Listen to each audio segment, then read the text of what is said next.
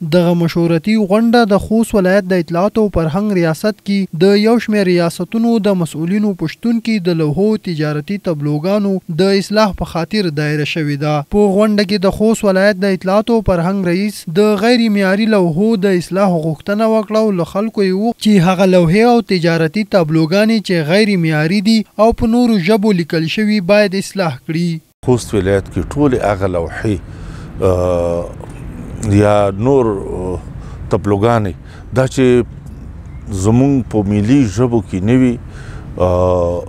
دا نورې ژبې چې کومې دي دا ترنه منفي کوو یې او د دوی ټولو نه زموږ خواست دا ده چې په دې کار کې زموږ سره هم دکانداران هم ډاکټر صاحبان انجینر صاحبان عام خلک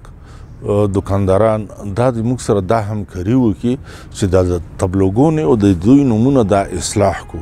په غونډه کې د غیر معیاري لوحو او تجارتي تابلوګانو لپاره یوه کمیټه وټاکل شوه چې د څار په موخه به غیر معیاري لوحې څاري او اصلاح کوي به یې. بلخوا د غونډې ګډونوالو دغه غونډه وستایله او زیاته یې کړه چې لوحې او تجارتي تابلوګانې باید په ملي ژبو پښتو او دري وي. او دغه کور چې دی د اطلاعات کلتور ریاست نه ډیره مننه. دا کور موږ ستایو لابراتوارونو فارماسیستانو دې چې کومې لوحې دي چې په پښتو په دري یعنې د افغانستان په ملي ژبه نه دي دوی ته به موږ هدایت وکړو روبې غواړو